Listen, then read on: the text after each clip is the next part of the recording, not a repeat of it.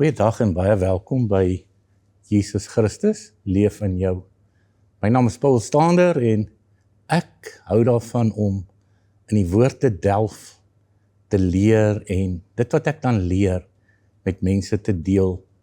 Want baie van ons het groot geword in baie met 'n tradisionele manier van dink.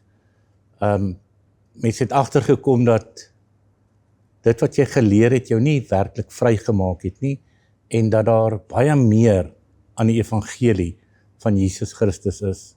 Jesus het byvoorbeeld gesê, as die Seun julle vrygemaak het, sal julle waarlik vry wees. Hy het goed gesê soos, die dief kom om te steel, te slag en te verwoes, maar ek het gekom dat julle lewe in oorvloed kan hê.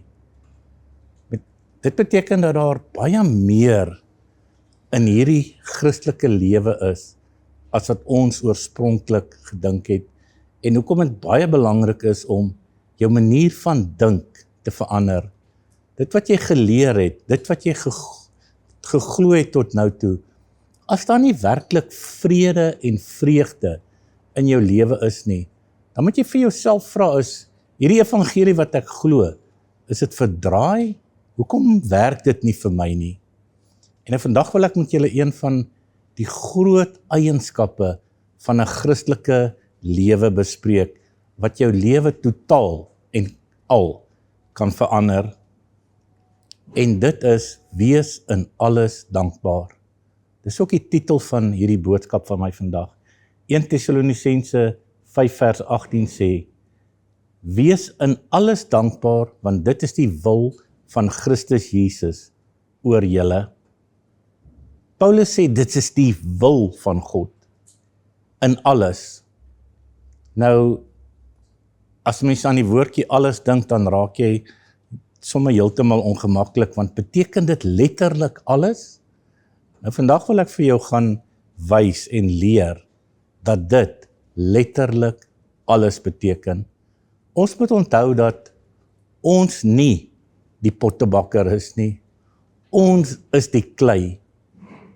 Dis maklik, dis baie keer maklik om te sê, Here, U is die pottebakker, ek is die klei, vorm my en maak my net soos U wil. En daai klei gaan deur 'n bietjie verandering voor dit in die pot wie is, of ontwikkel, gemaak is wat dit veronderstel is om te wees. Dieselfde met 'n saadjie. As daai saad nie in die grond val of begrawe word, geplant word en groei nie, dan bly dit net 'n saad. En ek dink dit is wat ons moet besef, Christus in ons, daai hoop van heerlikheid is iets in ons, wat geweldig kan groei, en ons lewens totaal en al verander. Dankbaarheid beteken om God se karakter te vertrou, al verstaan jy nie self, wat nou om jou aangaan, en wat jou omstandighede is nie. Jy moet onthou, dat die koninkryk van God, geregtigheid, vrede, en blydskap in die Heilige Gees is. En Jesus het gesê dat daai koninkryk in ons is. Nou, as jy mooi daaroor gaan dink, dan beteken dit, geregtigheid is mos jy staan in regte verhouding met God. Jou sondes is vergewe, daar's niks wat jou iets wat tussen jou en God meer is nie. Vrede en blydskap. Wat wil jy meer as dit hê? Kan jy sien, dit wat God gedoen het deur Jesus, is klaar gedoen. Dit wat ons nodig het, om vervuld en gelukkig te wees, is klaar in ons, en ons moet net leer om dit te manifesteer. En dan belangrik om te besef, dankbaarheid is nie 'n mooi gevoel of goeie maniere net nie. Dis 'n nuwe lewenswyse. Dis 'n lewe wat 'n nuwe atmosfeer skep. 'n Atmosfeer wat jou nie van God af wegdryf nie. As jy gaan die Ou Testament lees van die Israeliete wat in die woestyn omgekom het, wat was die groot probleem? Hulle het gekla en gemurmureer. Hulle was nooit dankbaar vir wat God vir hulle gedoen het nie. Hulle was nie dankbaar dat hulle uit slawerny uit is nie, dat hulle nie eens hoef te gewerk het nie, dat God elke dag vir hulle kos en klere voorsien het, en dat hulle nog steeds gekla het. Die son het hulle selfs nie eers gesteek nie, want daar was 'n wolkkolom, en in die maan was daar 'n vuurkolom in die aand, om hulle warm te hou. Hulle het al die tyd nodig gehad, om mekaar te kon geniet, in God se teenwoordigheid te wees, en stil te wees, en God werklik te kan ontdek, maar hulle kon nie, omdat daai dankbaarheid nie in hulle harte was nie. Nou, ons moenie vir alles dankbaar wees nie, maar ons moet leer om in alles dankbaar te wees. Dit beteken ongeag die storm, bly jou hart geanker in God se goedheid. As ons kyk na die apostels, hoe hulle partykeer gegeesel was, en ek dink julle weet hoe geesel in die Bybelse tyd was, hulle het jou geslaan dat daar stukke vleis uit jou uitgeruk word. En as hulle klaar gegeesel was en deur daai geweldige pyn en lyding gegaan het, dan het hulle gejuig en hulle was bly oor hulle genoeg werd was om vir die naam van Jesus skade te ly. Kan jy sien, daar's 'n heel ander realiteit waarin ons as gelowiges moet leef. Ek wil vandag net vir julle na 'n paar goed verwys, om jou te help om te besef, maar dit wat my nie doodmaak nie, is besig om my sterker te maak. Ek moet partykeer eers afgebreek word, voordat ek groei. 'n Plant moet eers sterf, 'n saad, voordat hy groei. Ek dink die eerste ding wat ons moet besef is, vertragings en teleurstellings. Daar's 'n mooi sêding wat sê, soms is die wagkamer God se klaskamer. Ons wil baie keer so vinnig iets hê. Ons wil so graag so groot verandering hê, maar dan weet ons nie dat hierdie verandering of eintlik meer skade gaan doen as wat jy dit nie kry nie. As ons na verhoudings kyk, hoeveel mense skuif vandag, selfs onder gelowiges, en dan spring jy van een verhouding na 'n ander toe, en dan sal mense ook nog bid, Here, gee vir my die volgende persoon, sonder dat jy werklik herstel het, sonder dat jy werklik ontdek het wat ware liefde is. Gebroke verhoudings. Baie keer probeer ons so in onsself om 'n verhouding te red, en ons gaan uit ons pad uit, en dan vergeet ons van God. En partykeer is dit eers as daai verhouding nie meer daar is nie, as jy verpletter voel, dat jy hom ontdek, wat werklik verhoudings kan laat werk, en dit is Jesus Christus. Die Bybel sê in Psalm 34, die Here is naby die wat gebroke van hart is. Dan onregverdige behandeling en verwerping. Het is belangrik om te besef dat selfs onreg kan jou help om God se geregtigheid en sy genade meer te verdien. As jy byvoorbeeld besef, Josef, hy was deur sy broers verwerp. Hulle het hom as dood agtergelaat en sy pa gesê, maar hy is dood, maar hulle het hom verkoop. Hulle het hom as 'n slaaf weggevoer. En wat het op die einde gebeur? God het 'n plan vir Josef gehad. Josef het op uiteinde tweede in bevel van Israel gewees, en selfs sy pa en sy broers wat hom wou vermoor het en hom verkoop het, selfs hulle lewens gered, en 'n hele volk, omdat Josef op God vertrou het, ten spyte van waardeur hy gegaan het. Hy was dankbaar en het uitgeblink waar hy was en wat hy gedoen het. Dan persoonlike foute en mislukkings. Baie keer as jy 'n fout maak, dan kom jy agter maar hoekom jy werklik verkeerd was. Dit leer ons om deernis te hê. Dit leer ons om hierdie natuurlike mens of hierdie ego wat so groot is, om van hom ontslae te raak. 2 Korintiërs 12 vers 9 sê, my genade is vir jou genoeg. Dan kan ons ook kyk na tye van stilte. Baie keer dan hoor jy nie van God nie, dit voel asof hy ver is, en dan hoe kan jy dankbaar wees in daai tyd?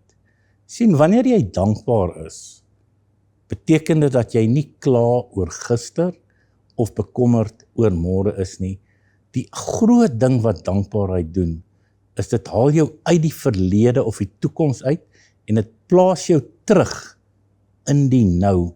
Dit plaas jou terug in die plek, waar jy besef, dat jy in Christus is, en dat God in jou, deur sy gees leef. En as jy dankbaar is, en dankbaarheid uitspreek, en uitleef, dan begin hierdie verlede, en die toekoms, jou al hoe minder en minder affekteer. Dit is baie keer moeilik om te besef, maar dat jy deur hindernisse moet gaan, en dankbaar daarvoor wees. Maar hoe gaan 'n mens ooit groei, as jy nie deur 'n hindernis gaan nie? Hoe gaan jy ooit weet, dat God jou kan gesond maak, as jy nie siek is nie? Hoe gaan jy ooit weet, dat God jou finansiëel uit 'n probleem kan uitred, as jy nie nou en dan 'n finansiële probleem kry nie? So moenie dit wat negatief is, net die heeltyd sien, as iets wat jou wil onderkry nie. Wees dankbaar en loof God in daai omstandighede, vir wat hy besig is om jou te leer. Eensaamheid. As baie mense wat 'n geliefde verloor en in absolute sak en as gaan sit, en totaal en al eensaam raak.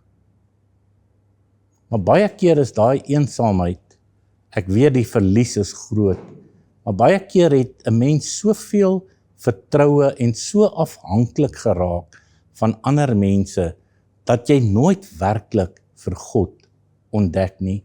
So as jy eensaam voel, loof die Here in daai omstandighede, en nooi hom in, om in daai omstandighede in te kom, want dis daar, waar jy ontdek, dat hy wat eensaamheid wegvat, eintlik nog die heeltyd by jou is, en dat daai vrede en daai vreugde, wat jy nodig het, reeds daar is, waar jy nou is, maar jy het dalk nog nooit tyd gemaak, en stil geword, om dit te ontdek nie. Onverwagte verandering. Verandering, belangrik om te besef is, dit breek gemaksones af. As ons nie nou en dan deur verandering gaan nie, dan beteken dit baie keer dat ons nie meer groei nie. Mense vermy verandering so ver as moontlik. Hoekom? Want dit maak jou seer, dit is ongemaklik, dit voel nie lekker nie. Maar dit is met enige groei. Daai atleet wat die 100 meter nie gewen het voor hy begin oefen het nie. Al daai oefening, al daai hardloop wat hy ingesit het, daai ure en ure se oefening, was nie lekker nie, dit was moeg, dit was uitputtend. Maar wat het dit gedoen? Dit het hom gevorm, dit het hom gemaak wie hy is. En dieselfde met ons, moenie dit wat deur jy gaan, daai hindernisse, dink dat dit vir jou onder gaan kry nie. Abraham moes verlaat het, voordat hy Kanaan kon sien. Abraham het nie eens geweet waartoe hy gaan nie. God het net vir hom gesê, jy moet nou trek, en hy het dit in geloof gedoen. En kyk waar is ons vandag, Abraham die vader van geloof. So dankbaarheid beteken nie om te maak asof alles goed is nie. Dit beteken om te besef dat God goed in alles is. Ek wil weer dit beklemtoon. 'n Mens moet besef dat God goed in alles is. En as jy dankbaar is en nie kla en murmureer nie, dan raak jy ontslaaf van dit wat negatief is en jy nooi Vader, jy nooi die krag van die Heilige Gees in die omstandighede in en jy skep 'n atmosfeer waar jy in God se teenwoordigheid kan leef. Dankbaarheid verdryf vrees en dit verander 'n mens se perspektief. Baie mense glo dat dankbaarheid iets is wat jy voel net wanneer dinge goed gaan. En dit is waar ons dit baie keer mis. Dankbaarheid beteken jy's dankbaar in alle omstandighede, of dit nou goed gaan of nie, want omstandighede bepaal nie jou dankbaarheid nie. Wie jy in Christus is, wie God jou gemaak het, dit is wat jou dankbaar maak. Onthou, vrees gaan altyd vir jou sê, maar dink jy nie jy het te ver geval nie? Ek dink nie jy kan dit regtig doen nie. Kan jy dankbaar wees? Kyk wat het God aan jou gedoen. En natuurlik is dit mos nou leuns, want ons weet dat God ons nie leed aandoen nie. Dis die werke van die duiwel. Baie belangrik om te besef is, wanneer jy dankbaar is, verskuif jou fokus van probleme af weg na die teenwoordigheid van God toe. Ek wil dit weer sê, wanneer jy dankbaar word, skuif jou fokus van probleme af na die teenwoordigheid van God toe. Onthou, dankbaarheid skep blydskap. En wat leer die Bybel ons? Die blydskap van die Here, die blydskap in die Here is julle beskutting. So die duiwel en sy magte gaan alles in hulle vermoë doen om jou dankbaarheid te steel, want as hulle jou dankbaarheid steel, dan steel hulle jou blydskap, en as hulle jou blydskap steel, dis wanneer 'n mens dan in sak en as gaan sit. Dit is om soos vir 'n plant nie meer water te gee nie, vir 'n plant nie meer sonlig te gee nie. Handelinge 17 van vers 28 sê, in hom lewe ons, beweeg ons en is ons. Dit is in God. So wanneer jy op daai plek kom waar dit vir jou voel of alles uitmekaar uitval, dan kan jy na Vader toe gaan en sê, Vader, waar ek nou is, ek voel nie dankbaar nie. Ek voel ek mis iets, maar u woord sê, ek leef, beweeg en is in u. En u is my blydskap, u is my beskutting. En dan begin jy so in daai woorde daaroor te dink, daaroor te bid, daaroor te mediteer en met jou Vader praat. Hoor wat sê Filippense 4 van vers 6. Wees oor niks besorg nie, maar laat julle begeertes in alles deur gebed en smeking met danksegging bekend word by God. Hoor nou wat gaan gebeur. Dan sal die vrede van God wat alle verstand te bowe gaan, julle harte en sinne bewaar in Christus Jesus. Onthou, vrees verdwyn nie deur meer daarop te fokus nie. Vrees verdwyn wanneer jy jou fokus van die probleme afhaal en jou fokus verskuif na God toe. Kom ons kyk byvoorbeeld na Daniël in die leeukuil. Hy was nie in die leeukuil gegooi nie. Hy het gebid en God het hom daar deurgevat. Hy kon nou voor die tyd besef het, maar ek kan dit nie doen nie, ek sal dit nie doen nie, maar hy daarteen besluit. Hy het geweet, God gaan hom daar uitbring, en hy was dankbaar dat sy God hom nie sou verlaat nie.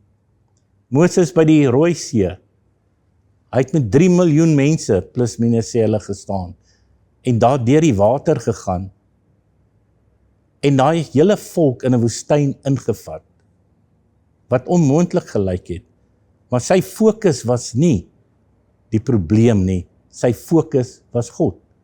Dieselfde met Jesus aan die kruis. Jesus het nie vasgekyk in die pyn en die lyding nie. Hy was dankbaar vir die voorreg dat hy daardeur kon gaan en God se geslag, God se kinders red, die wêreld met God versoen het. Onthou, dankbaarheid maak jou nie blind vir die pyn nie. Dit gee jou net oë vol geloof om God in die pyn te sien. Dankbaarheid bring groei. Selfs wanneer dit vir jou lyk en asof jy ervaar dat jy verlies het. Romeine 8 van vers 28 sê, ons weet dat vir hulle wat God lief het, alles ten goeie meewerk, vir hulle wat na sy voorneme geroep is. Selfs wanneer jy iets verloor, 'n verhouding, 'n droom of jou gesondheid, kan jy kies om te sê, Here, ek verstaan nie waardeur ek nou gaan nie, maar jy kan kies om te sê, ek vertrou. As 'n paar goed wat met 'n mens gebeur, as jy 'n dankbare hart het. Jou denke word gesond. In ander woorde, daai swaar kry, daai depressie, daai gevoel van swaarmoedigheid verdwyn. Jou verhoudings word beter. In plek daarvan om die persoon af te kraak, kan jy eerder sê, dankie Vader, vir hierdie persoon in my lewe wat my iets leer. Hierdie persoon wat my help om liefdevol op te tree. Hierdie persoon wat my help om te vergeef. Hierdie persoon wat my help om lankmoedig, sagmoedig en nederig te wees. Dankbaarheid bou karakter, waar jy nie ingee vir die mag van die duiwel en vir dit wat teen jou kom, omstandighede nie, maar waar jy dankbaar is dat hy wat in jou is, jou daardeur vat en vir jou meer as 'n oorwinnaar maak. Dan baie belangrik, dankbaarheid maak jou lewe eenvoudig net ligter. Daai wat Jesus gesê het, ek het gekom dat jy lewe in oorvloed het, gaan jy nooit beleef of ervaar as jy nie leer om dankbaar te wees nie. Psalm 107 vers 1 sê, loof die Here, want hy is goed, want sy goedertierendheid is tot in ewigheid. Hemelse Vader, dankie vir die woord wat ons vrymaak. Dankie dat ons vandag net 'n nuwe perspektief geleer het, om nie vas in omstandighede te kyk nie, maar dankbaar te wees wat ek in hierdie omstandighede gaan leer. Dankbaar vir die groei, vir die vordering, vir die oorwinning. Dankbaar dat ek in hierdie omstandighede meer van U leer, meer groei en sterker word. Here, leer ons om dankbaar te wees in alles. Dit bid ons in Jesus se magtige naam. Amen.